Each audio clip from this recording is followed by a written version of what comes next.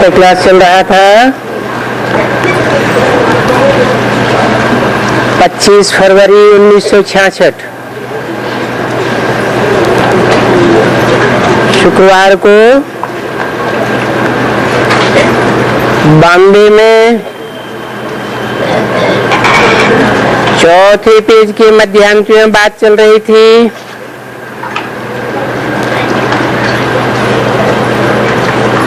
इस दुनिया का जब विनाश होगा तो क्या होगा?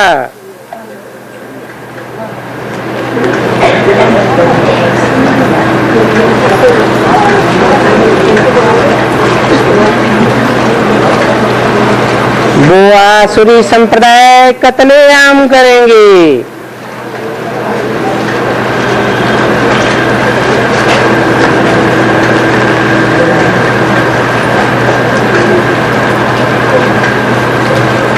वो वहां पाकिस्तान में कत्लेआम शुरू हो जाएगा। फिर क्या होगा? रक्त की नदियां बहेंगी।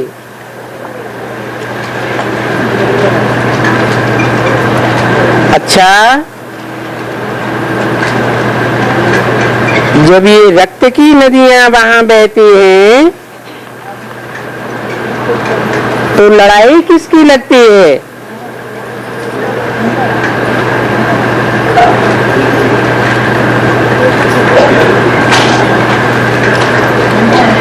कोई पांडवों और कौरवों की नहीं लगती है, क्योंकि पांडव तो लड़ाई लड़ते ही नहीं हैं।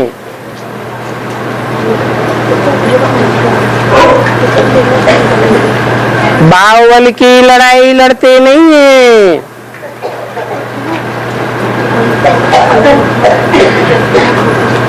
ये है कौर और यवन।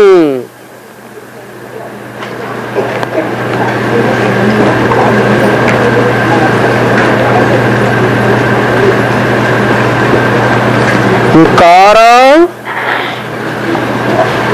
और यवन अर्थात मुसलमान।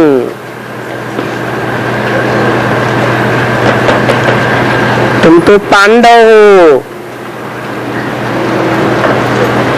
तुम्हारी तो इस दुनिया में कोई से लड़ाई नहीं है, क्योंकि तुम तो सब मनुष्य मात्र को परमात्मा बाप का बच्चा आत्मा भाई भाई समझते हो।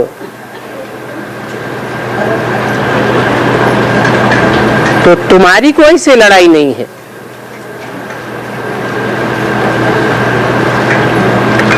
तुम तो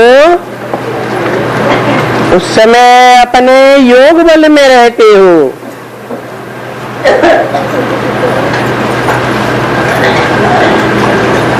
तुम्हारे अंदर बाहुबल चलाने की कोई बात नहीं।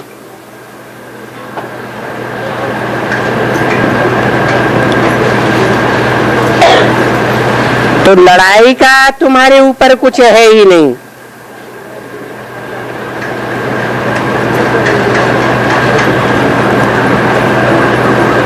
और तुम्हारे साथ सर्वशक्तिमान बाप है। तुम पूरे याद में रहेंगी तो कुछ भी नहीं होगा।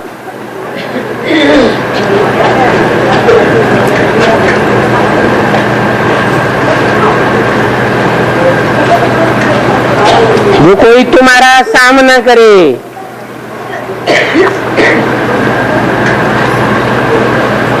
कोई भी तुम्हारे सामने आएगा ना,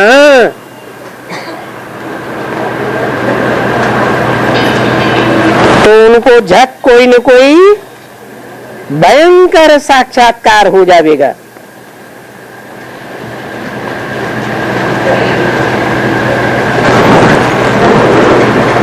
और वो डर करके भाग जाएगा।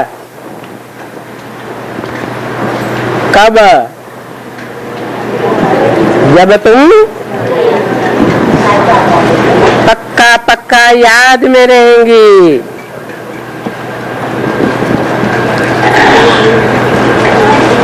पहले भी तुमको साक्षात्कार कराया हुआ है।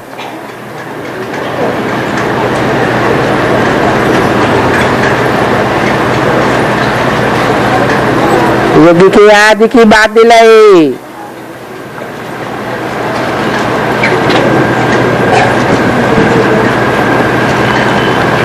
कहाँ भी जाती हो, मानो जंगल में जाती हो या वहां रहना पड़ता है, और फिर वहां तुम्हारे कोई दुश्मन चोर चकार आते हैं और तुम शिव बाबा को पुकारती हो।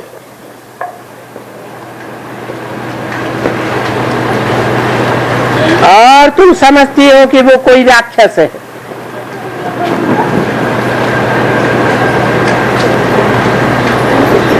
वो सब तुम देखती हो, परंतु वो भाग जाते हैं।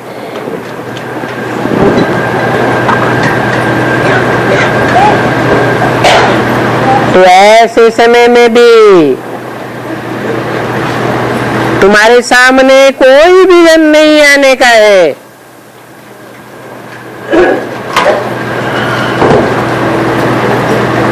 परंतु जो याद में पक्की है एकदम, उनके लिए ये बात है।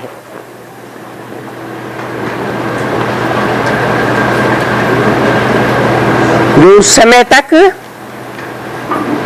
अपना याद का पुरुषार्थ पूरा करते हैं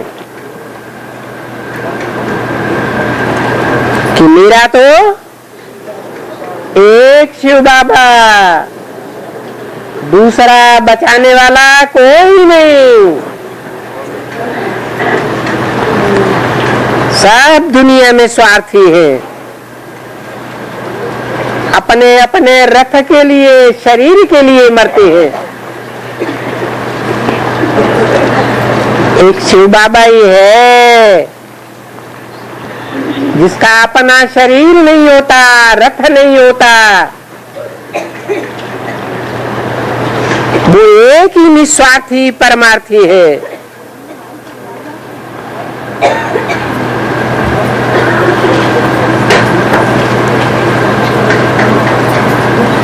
वो जो है रहते हुए बच्चों को संभालते,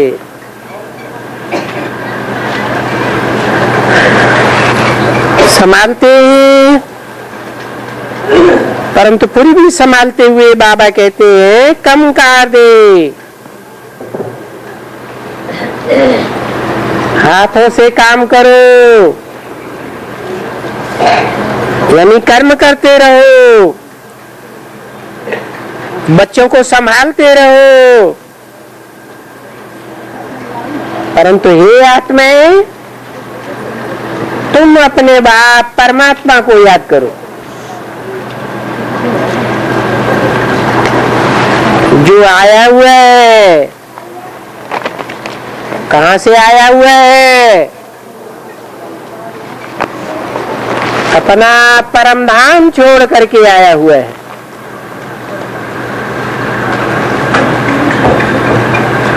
तुमको विश्व की बादशाही देने के लिए।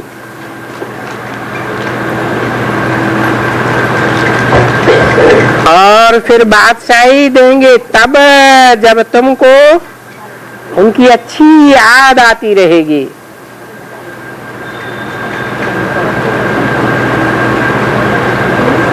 पच्चीस 2/66 की वाणी का 5वां पेज। अच्छी याद आती रहेगी तो तुम्हारा जो पापों का बोझा है 63 जन्म का,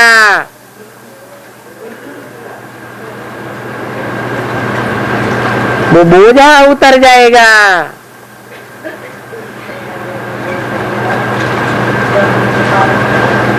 ये पतित पावनी गंगा नदी नहीं है, कोई यमुना नदी नहीं है। पतित पावन तो एक ही ज्ञान का सागर है ना।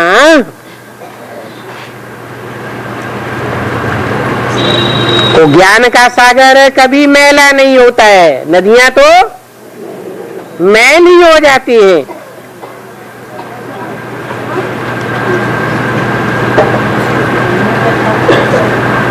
तो ज्ञान का सागर बोलते हैं कि मुझे याद करो। माम एकम नमस्करो।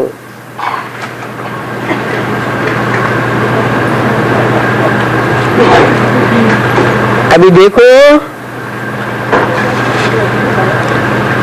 वहां भक्ति मार्ग में तो स्नान करने की बात होती है।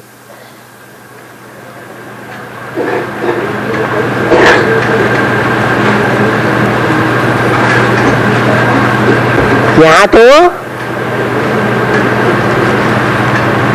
आत्मा का मल साफ करने के लिए ज्ञान स्नान की बात है।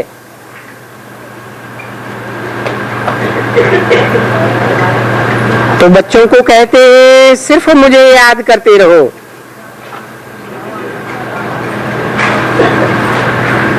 याद से ही तुम्हारे जो विकर्म हैं वो भस्म होते जाएंगे।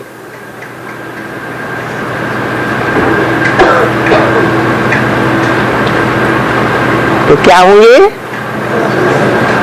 तुम तमो प्रधान से तमो, तमो से सतो और सतो से रजो,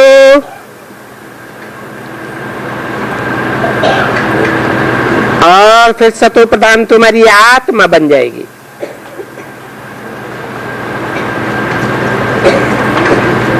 तो तुम याद से उल्टी सीढ़ी चढ़ते हो।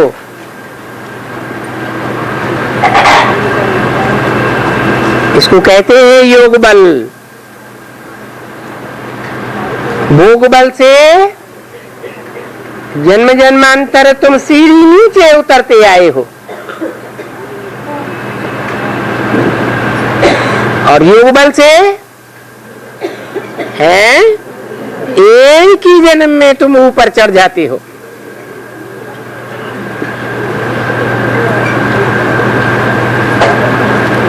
और जब तुम्हारी आत्मा सतो प्रधान बन जाएगी नंबरवार पुरुषार्थ अनुसार,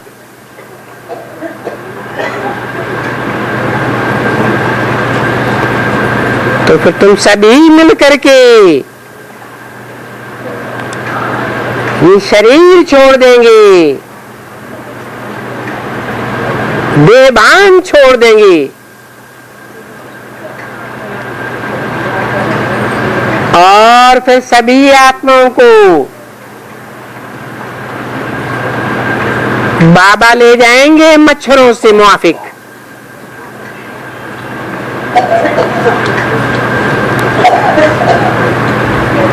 मच्छरों मुआफिक क्यों कहते हैं?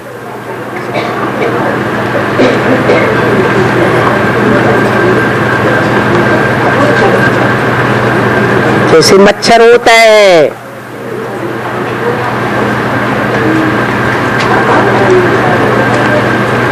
पट से मार देते हैं, सोचते भी नहीं। ये भी एक आत्मा है, कोई वैल्यू नहीं।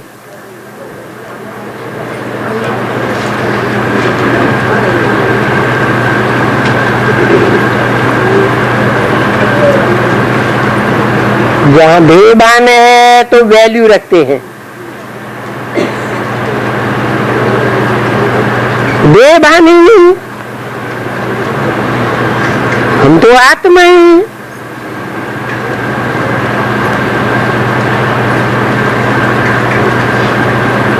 आत्मा सुख और दुख भोगने से परे हो गई। हम तो जाते हैं अपने शांति धाम, वहां न सुख है और न दुख है।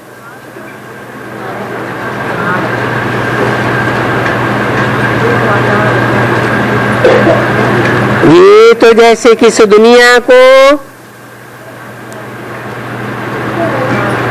धानी में पीसा जाता है।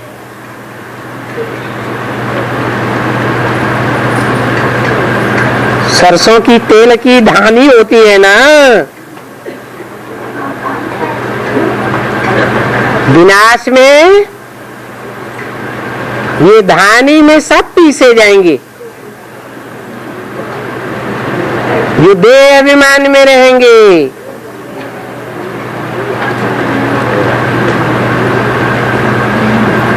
तुम तो अपनी आत्मा को याद करके बाप को याद करते हो, बाकी तो सबको धानी में पीसा जाना है। जैसे वो सरसों धानी में पीसी जाती है ना,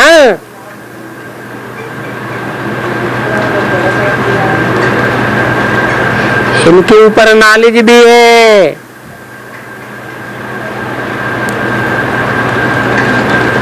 ये ऐसे पिसेंगे जैसे सरसों पिसती है।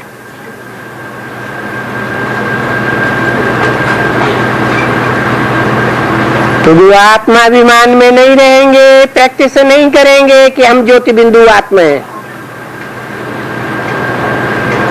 हम देह नहीं है,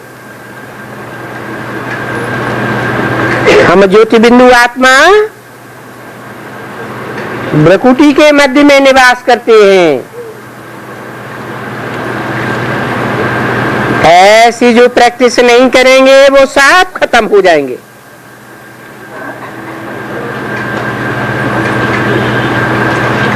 बाकी भारत में जाकर के बहुत थोड़े बचेंगे। क्यों?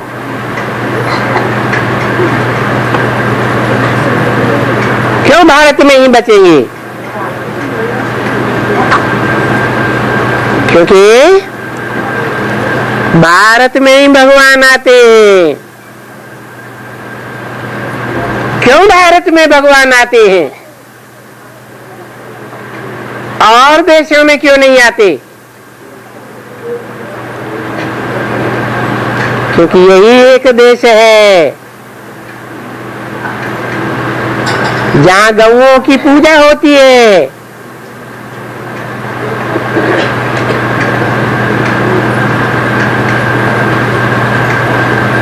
यहाँ की कन्याएं माता ही गौ मिसल हैं। जिस भारत की कन्या माताओं को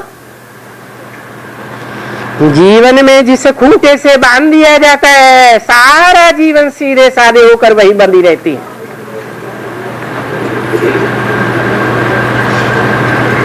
खुदा न खास्ता पति शरीर छोड़ जाए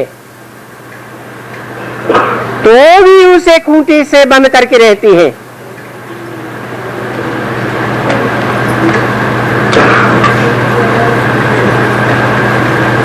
ये भारत की पवित्र भूमि है।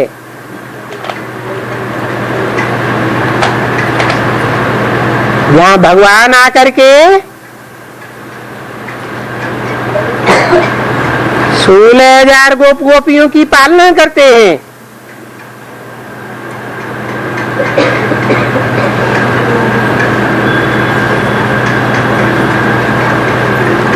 जो 16,000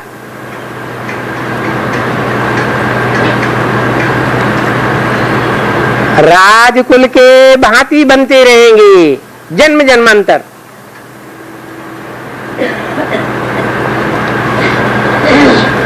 बाकी नंबरवार तो होते ही हैं।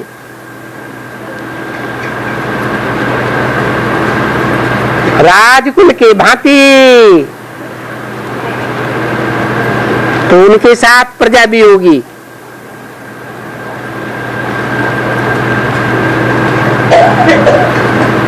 ये 16,000 राजकुल के भांति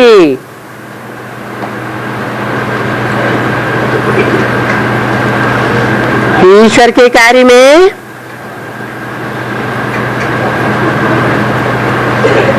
सहयोग देने के लिए बलि चढ़ते हैं, समर्पण होते हैं।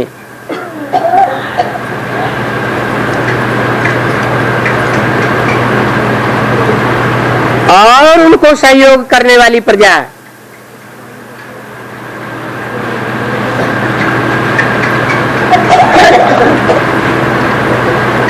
साढ़े 4 लाख ये ही बचेंगे, बाकी तो सब दुनिया में खलास हो जाएंगे।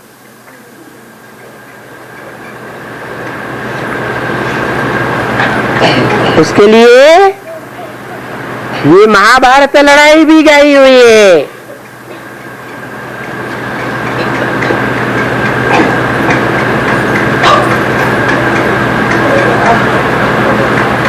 ये तृतीय विश्व युद्ध है।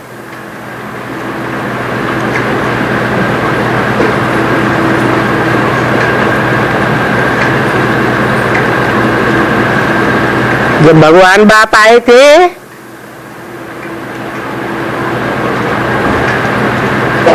तो विश्व युद्ध हुआ था, द्वितीय विश्व युद्ध है।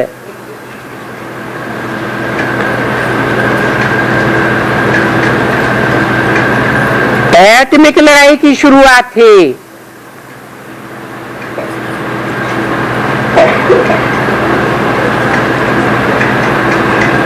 भगवान के नाम के साथ हर हर बम बम का नारा भी लगाते हैं। जब भगवान आते हैं तो नई दुनिया का फाउंडेशन डालने के साथ साथ पुरानी दुनिया का साज सामान एटम बम भी तैयार कराते हैं।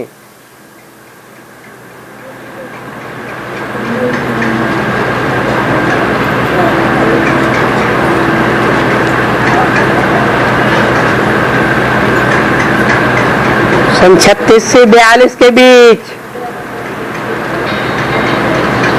न संसार में कहीं भगवान आया था और इन नए एटम बमों का नाम निशान था दुनिया में।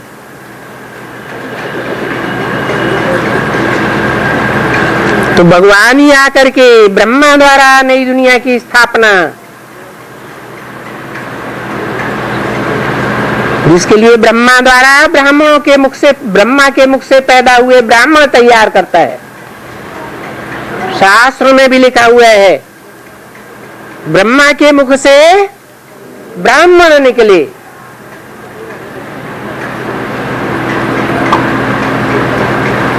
उन पंडितों ने समझ लिया कोई मशीन रखी होगी तो मुझसे हुआ किया और निकल पड़े।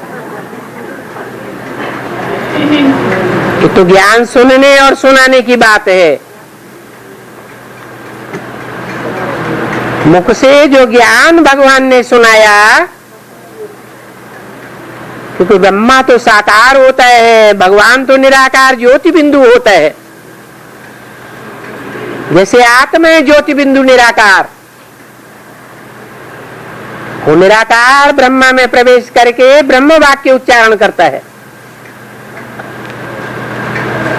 जिन ब्रह्म वाक्यों का नाम शास्त्रों में वेद वाणी रखा गया है,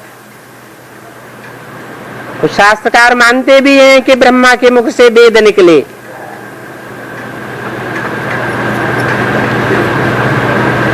तो उन वेदों का ज्ञान दे करके ब्रह्मा के मुख से ब्राह्मण पैदा होते हैं।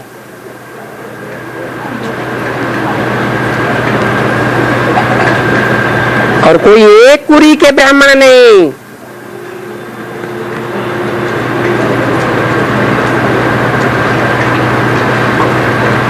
नौ ऋषियों की उत्पत्ति होती है।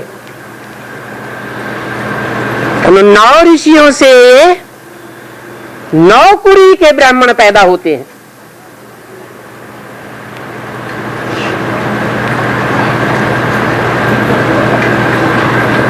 ऋषि मुनि और कोई आत्मा नहीं है,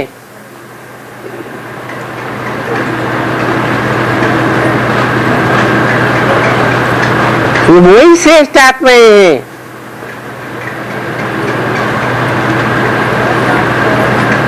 जो सप्त ऋषियों के रूप में भी गाए जाते हैं।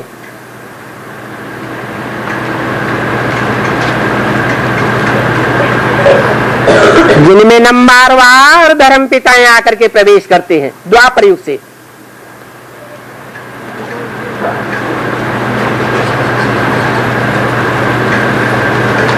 जैसे ऊंचते ऊंच बाप शिव भगवान,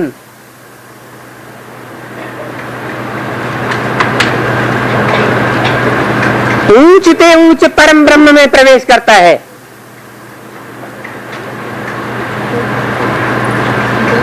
जो गाते हैं गुरु ब्रह्मा गुरु विष्णु गुरुदेवो महेश्वर,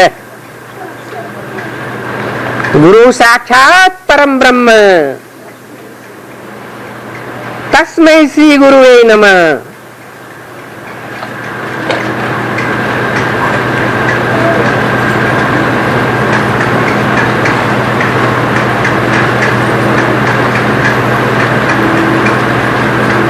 ऋषियों का भी ऋषि है, जिसमें परमपिता परमात्मा प्रवेश करते हैं। निराकार बाप शिव दुनिया के सबसे श्रेष्ठ हीरो पार्टधारी में प्रवेश करते हैं, या कि कोई ऐरा गहरा में प्रवेश करके पाठ बजाएंगे। ऐसे ही दुनिया में और जो नंबरवार नीचे धर्म है, मनुष्य गुरुओं के द्वारा स्थापन किए हुए, वो नंबरवार धर्म पिता हैं इब्राहिम बुद्ध क्राइस्ट आदि।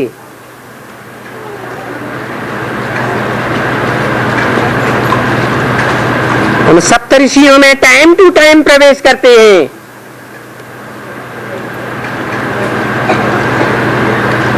और अपनी जनरेशन बढ़ाते हैं।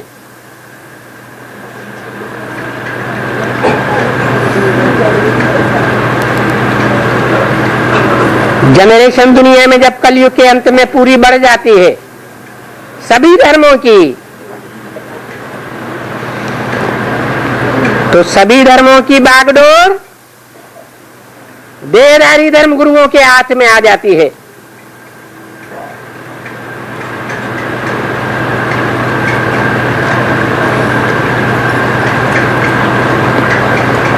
तब इस दुनिया में धर्म क्षेत्र तैयार हो जाता है। क्षेत्र माने युद्ध का मैदान।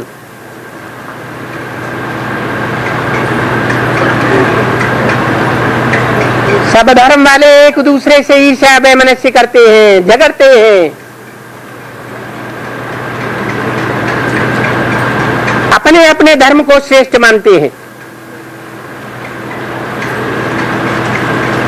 और भगवान जिस धर्म की स्थापना करते हैं, देवी देवता सनातन धर्म की, उसको डाउन करते हैं। यहां तक कि गीता ज्ञान के द्वारा जो धर्म स्थापन होता है वो प्राय लोप होने लगता है।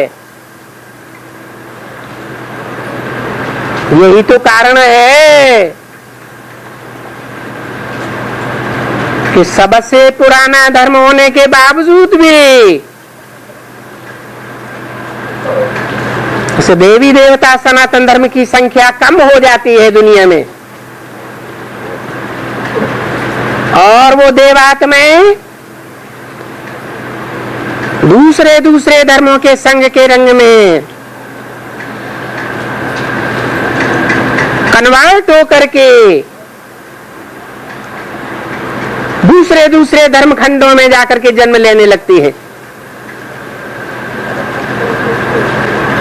इसलिए दुनिया में और धर्मों की आबादी बढ़ जाती है और सनातन धर्म क्षीण होता जाता है।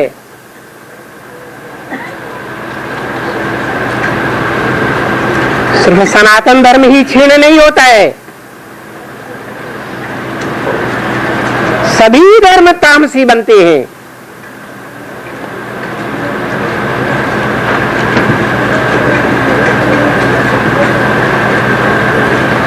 एक दूसरे से टकराते हैं। दुनिया एक धर्म क्षेत्र बन जाती है, एक धर्म का क्षेत्र नहीं, अनेक धर्मों का युद्ध का मैदान।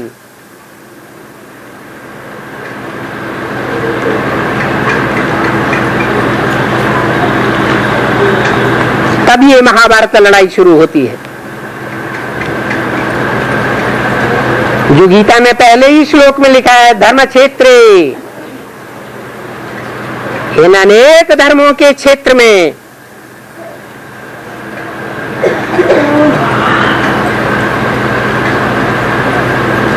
जो देवधारी धर्मगुरुओं ने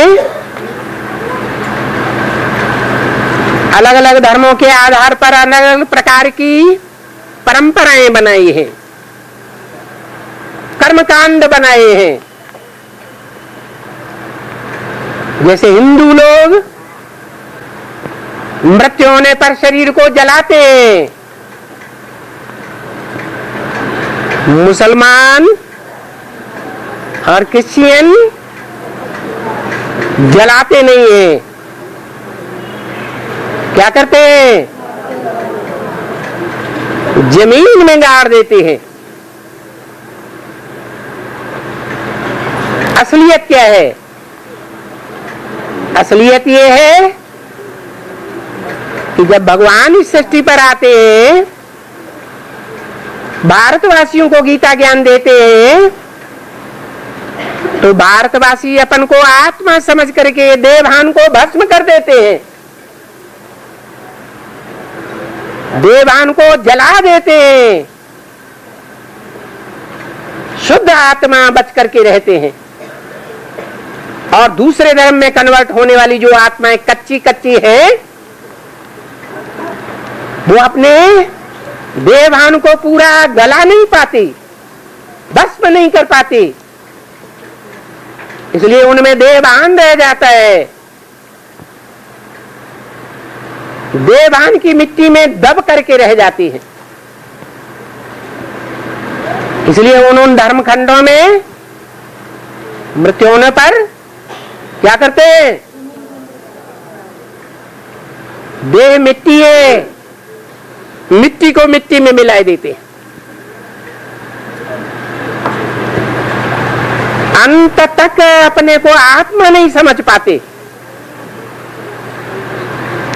देवभान में रहते हुए लड़ते झगड़ते रहते, विनाश काल में भी, भगवान के आने के बावजूद भी। तो अभी ये लड़ाई लगने के पहले बाप समझाते हैं कि एक तो तुम ब्राह्मणों की वृद्धि होती रहेगी,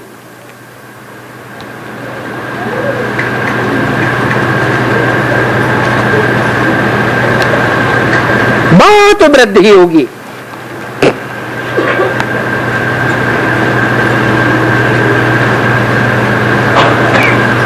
क्योंकि तुम एक नहीं है, तुम एक ज्ञान सूर्य के बच्चे सूर्यवंशी नहीं है।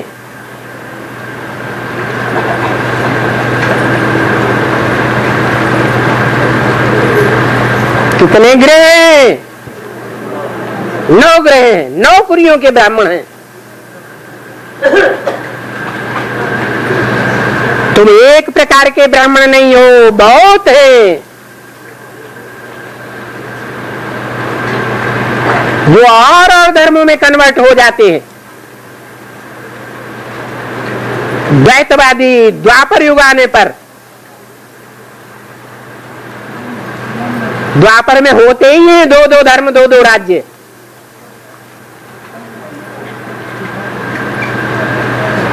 अनेकता बढ़ने से लड़ाई होती है, और एकता होने से लड़ाई की बात ही पैदा नहीं होती।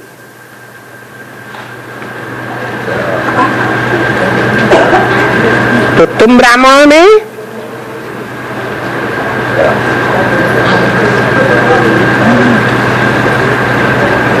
जो थोड़ा बहुत भी सुनते हैं,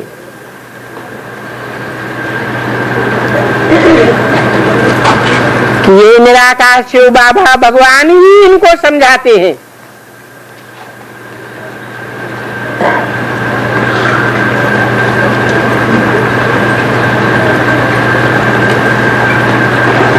तुम जाते हो ना भगवान बाप से सुनने के लिए,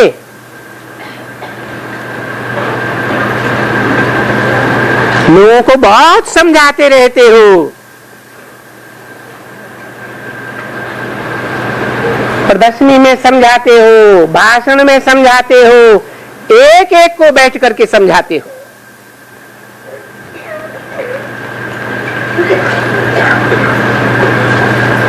उसको क्या बोलते हैं? तो बाबा को कोई ने बताया प्रोजेक्टर। प्रदर्शनी में समझाते हो, प्रोजेक्टर में समझाते हो।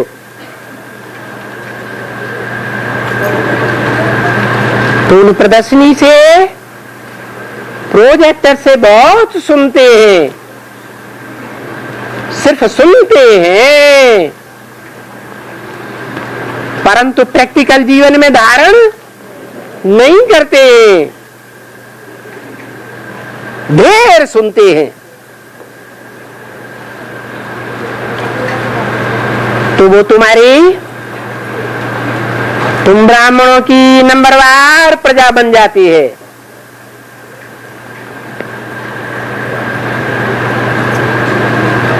परंतु भगवान बाप तो तुमको सहज राजयोग सिखा करके राजा बनाने आए हैं, प्रजा बनाने नहीं आए हैं। ये राजाई बनाने की पढ़ाई दुनिया में और कोई धर्म पिता ने नहीं समझाई, न सिखाई। दुनिया में बड़े बड़े यूनिवर्सिटीज खुली हुई हैं, बड़े बड़े महाविद्यालय खुले हुए हैं, वहां नौकर बनना सिखाया जाता है। भले ऊंची ऊंची पढ़ाइयों के नाम दिए, इंजीनियरिंग है, वकालत की पढ़ाई है, भले जज बन जाओ, तो भी नौकरी करते हैं। नौकर हैं कि राजा हैं? स्वाधीन है या कोई के अधीन रह करके काम करना पड़ता है? तो वो सब मनुष्य गुरुओं की पढ़ाइयां हैं। ये भगवान बाप आकर के तुमको राजाओं का राजा बनाते हैं।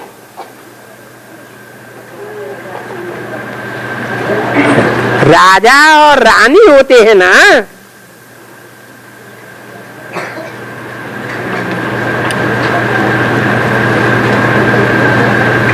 बाकी तो होती है प्रजा।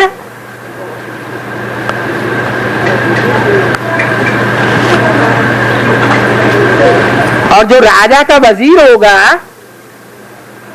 चलो महामंत्री होगा, वो भी तो नौकर की कतार में है ना। राजा से पगार पाता है या नहीं? तो प्रजा की कतार में है या राजाई की कतार में है?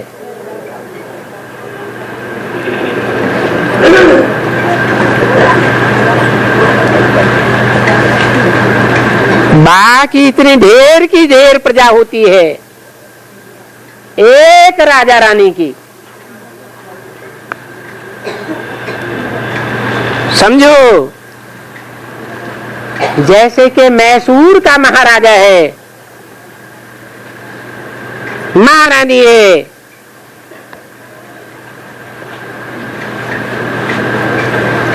जब ये राजा थे तो तुम्हें मालूम है इनकी कितनी प्रजा थी?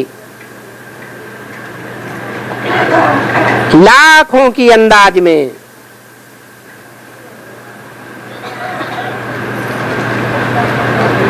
तो तुम भी राजयोग सीख करके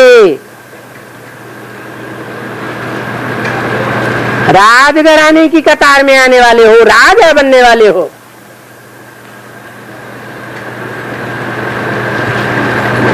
तुम्हारी भी अर्थात तुम सूर्यवंशी बच्चों की भी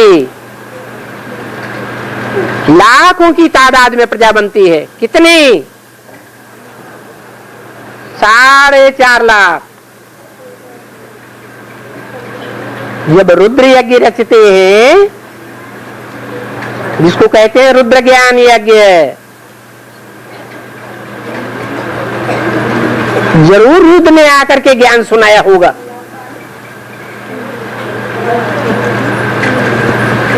तो लाखों की तादाद में शालिग्राम बनाते हैं ना, एक बड़ा शिवलिंग बनाते हैं।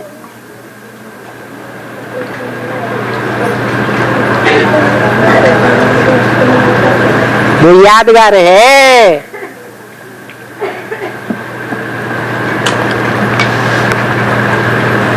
तो तुम राजाओं की कोई कोई की करोड़ों के अंदाज में प्रजा बन जाती है। लाखों की अंदाज में बन जाती है।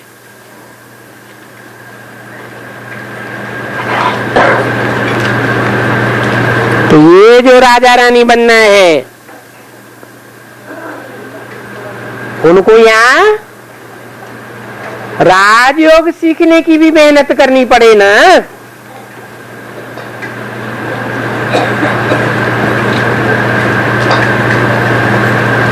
जिस योग में राज भरा हुआ है, राजाई का राज भरा हुआ है।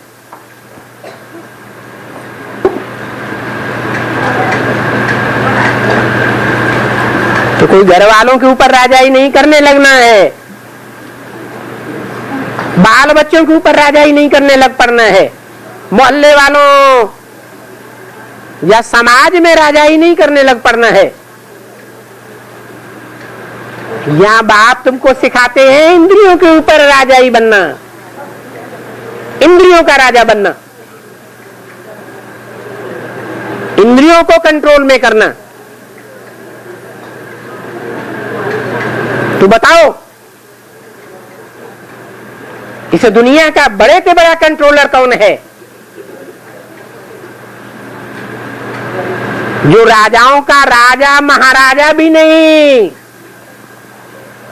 महाराजा महारानी बनाने वाला है। महाराजा महारानी बनने वालों का भी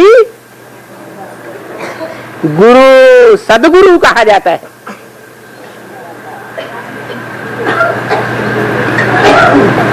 महाराजा महारानियों का भी कंट्रोलर है, राजाओं का भी राजा है।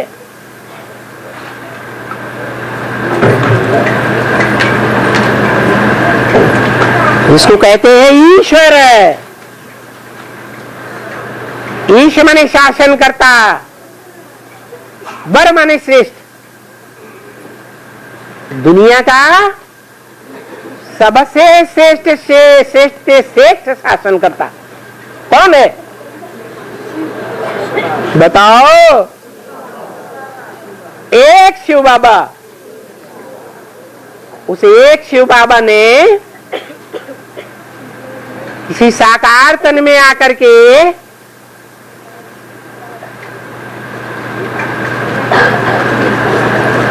वो राजयोग की परीक्षा पास की होगी या फेल की होगी? उसकी क्या यादगार बनी हुई है दुनिया में?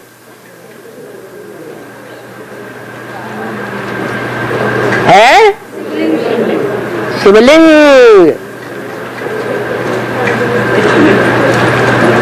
जितनी भी ज्ञानेंद्रियां कर्मेंद्रियां हैं, सबको कंट्रोल करना है या कोई एक दो को कंट्रोल करने से राजा बन जाएंगे? उन इंद्रियों में भी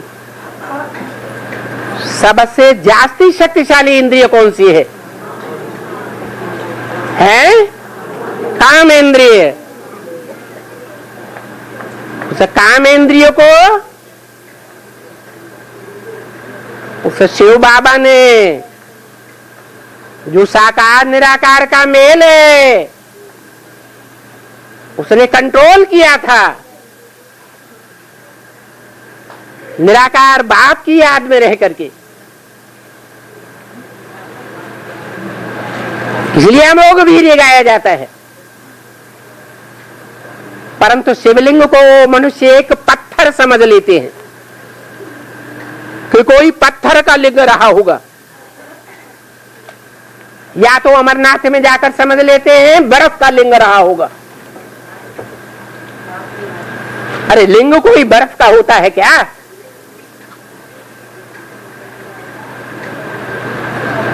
एक भगवान ही है जिसके लिंग की पूजा होती है, और देवताओं की अनेक इंद्रियों की पूजा होती है। नैन कमल, मुख कमल, हस्त कमल, पाद कमल, कह करके पवित्रता को जताते हैं ना। परंतु शिव की पवित्रता देखो, जो साकार में शंकर के तन में आकर के, जिस शंकर की यादगार लिंग रूप में दिखाई जाती है, वो लिंग निराकार ज्योति बिंदु नहीं है। जैसे हिस्ट्री में बताते हैं, सोमनाथ मंदिर था, पुराना मंदिर,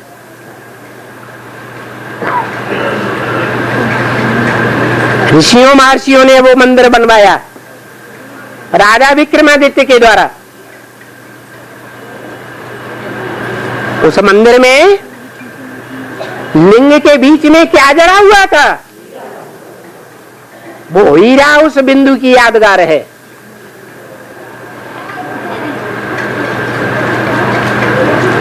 वो बिंदु जिसका नाम शिव है। शिव माना कल्याणकारी। वो लिंग से भी कार्य करता है तो भी कल्याणकारी है या अकल्याणकारी? कल्याणकारी है।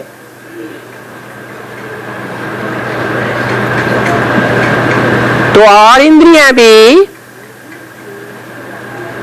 भगवान की अन्य इंद्रियां जिनसे संग का रंग लगता है, वो भी कल्याणकारी होंगी या कल्याणकारी होंगी?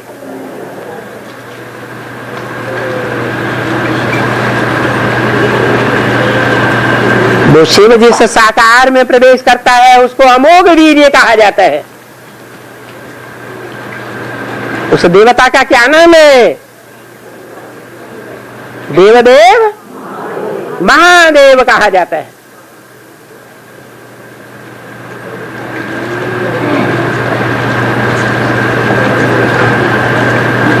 वो महादेव ने जरूर पुरुषार्थ करने की इतनी मेहनत की होगी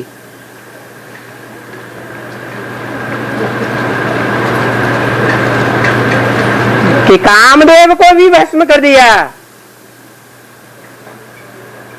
उसका प्रभाव नष्ट कर दिया।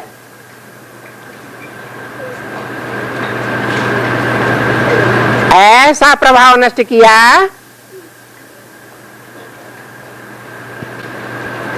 जो रामायण में लिखा हुआ है, बिनु बपु व्याप सबई को।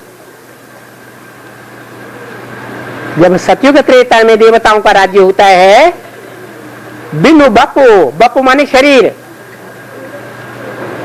बिना शरीर के, बिना देवान के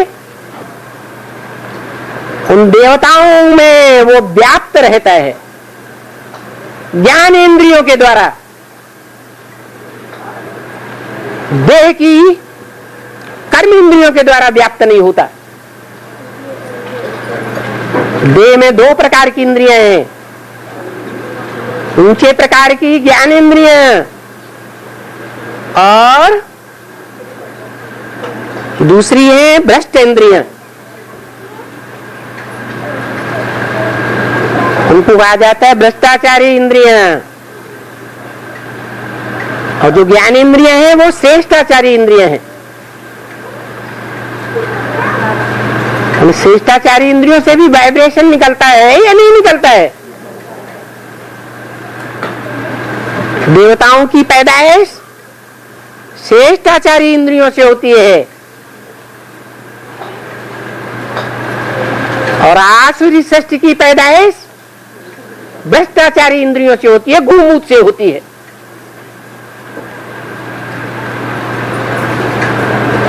लेकिन भगवान ने उस साकार तन में आकर के उन भ्रष्टाचारी इंद्रियों को भी बाप की याद में रह करके कंट्रोल कर लिया।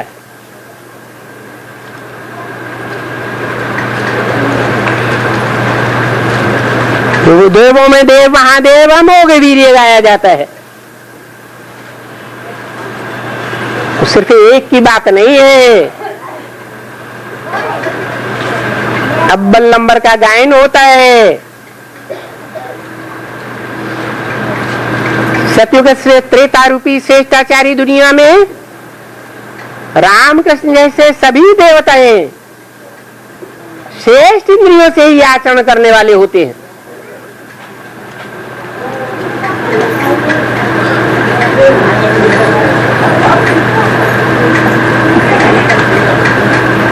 तो भगवान बाप कहते हैं इस राजयोग के राज को जानो।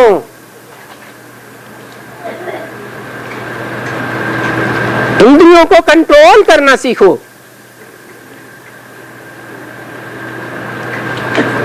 अभी तो ये इंद्रियां, चाहे ज्ञान इंद्रियां हो चाहे कर्म इंद्रियां हो, सब व्यभिचारी बन गई। हम बच्चों से ही बाप कहते हैं, बच्चे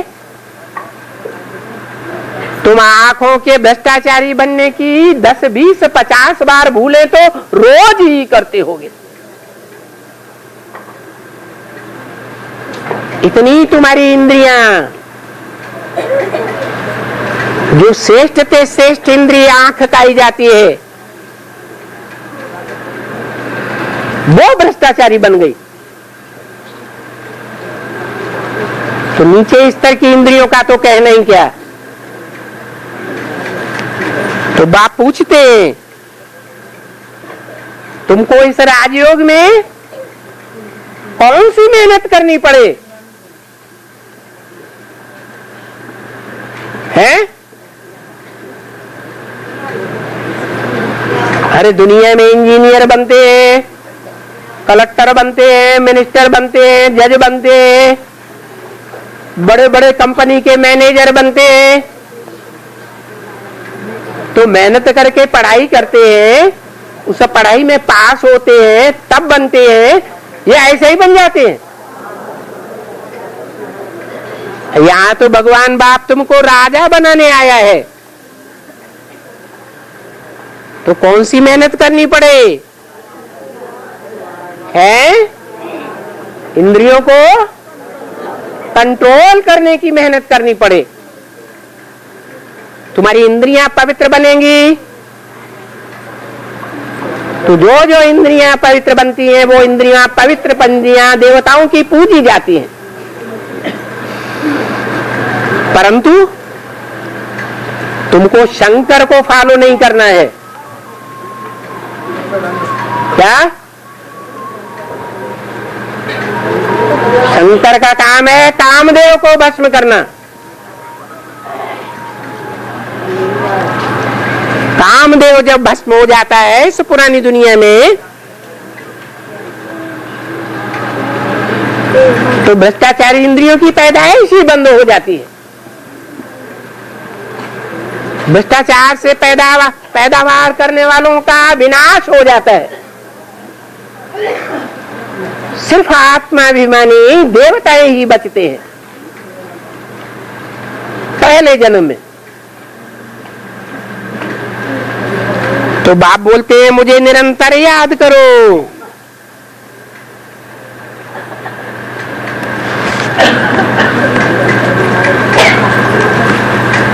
ये इंद्रियों से सब कुछ करते हुए, जैसे गीता में लिखा हुआ है कर्मयोगी बनना है, या कर्म सन्यासी बनना है? कर्म इंद्रियों से कर्म करना है, कर्मों को आप त्याग नहीं करना है।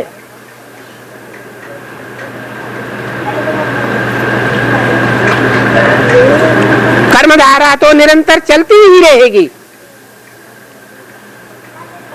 नाक है तो नाक से मृत्यु पर्यंत सांस लेंगे या नहीं लेंगे, और आंख है तो आंख देखेगी या नहीं देखेगी। परंतु क्या करना है? मन को कंट्रोल करना है। मन कंट्रोल में 11वीं इंद्रिय हो जाएगी। जो 10 इंद्रियों का कंट्रोलर है, तो 10 इंद्रियों पर जीत प्राप्ति हो जाएगी। जैसे कोई महबूब है, अपनी महबूबा की याद में तार खाने जा रहा है, आंखें खुली होते हुए भी ढेर के लोग ढेर रास्ते में मिलते हैं। तार खाने में पहुंच करके उससे पूछा जाता है, तुमने रास्ते में कौन कौन लोगों को देखा? और वो क्या कहता है? मैंने किसी को नहीं देखा, मुझे पता नहीं। तो आंखें खुली होते हुए भी, आंख जो इंद्रिय है खुली होते हुए भी, उस इंद्रिय ने अपना विषय भोग क्यों नहीं प्राप्त किया है? क्योंकि मन दूसरी जगह लगा हुआ था। ऐसे ही सभी इंद्रियों का राज है। मन को कंट्रोल करने के लिए आज तक गुरुओं ने किसी को कुछ नहीं समझाया, जानते ही नहीं मन क्या चीज होती है। अरे मन 10 इंद्रियों का कंट्रोलर है, परंतु मन को भी कोई कंट्रोल करने वाला है या नहीं? जैसे गीता में लिखा है, इंद्रियाणि परान्याहु, इंद्रियां बड़ी प्रबल हैं, इंद्रियेभ्यः परम मन, इंद्रियों से प्रबल मन है। मनसस्तु परा बुद्धि, मन से भी प्रबल बुद्धि है। जिसे बुद्धि को कहा जाता है तीसरा नेत्र। शंकर को क्या दिखाया जाता है? तीसरा नेत्र दिखाया जाता है। तो तीसरा नेत्र हर आत्मा का जब खुलेगा, आत्मा रूपी तीसरा नेत्र, तो मन कंट्रोल में हो जाएगा। मन के कंट्रोल होने से वो आत्मा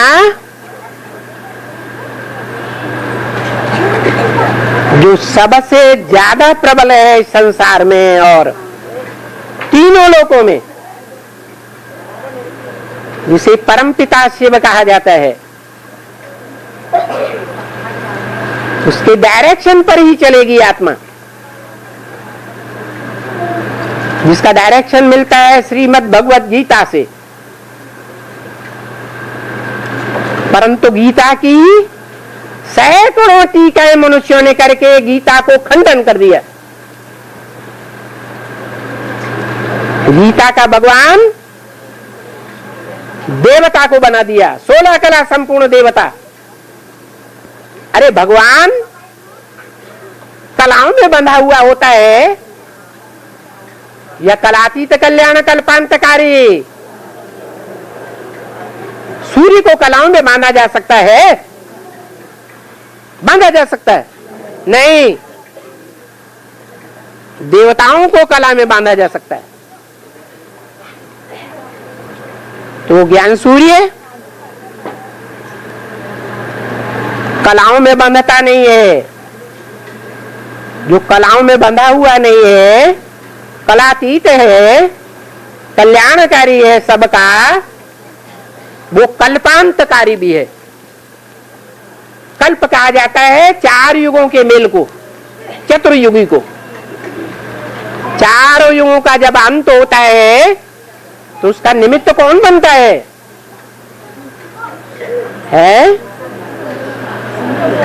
अरे रामायण में किसको बोला है? कलातीत कल्याण कल्पांतकारी। किसकी स्तुति है? कृष्ण की स्तुति है कि भगवान शिव की स्तुति है? निराकार शिव भगवान की स्तुति है, जो शंकर के साकार चोले में आकर के, जिसे शिव की शक्तिशाली मूर्ति कहा जाता है। शिव की 3 मूर्तियां, ब्रह्मा विष्णु शंकर। उन तीनों मूर्तियों में सबसे प्रबल मूर्ति कौन है? जिसे देव देव महादेव, देव ब्रह्मा देव विष्णु, और फिर दोनों से बड़ा महादेव, वो महादेव है।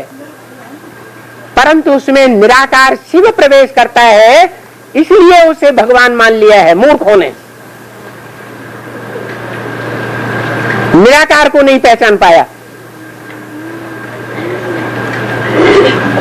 साकार को ही भगवान मान बैठे। परंतु भगवान बिना साकार के कोई कार्य नहीं कर सकता। जैसे निराकार आत्मा बिना साकार शरीर धारण किए कोई आत्मा ने काम नहीं कर सकती, तो भगवान भी ये बात कहते हैं।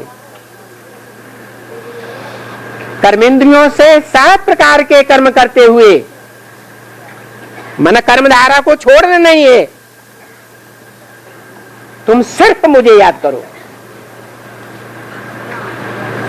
क्या कठिन बात है? प्रैक्टिस नहीं है तो कठिन बात है। गीता में तो रास्ता बता दिया है। अभ्यास है न तो कौनते है।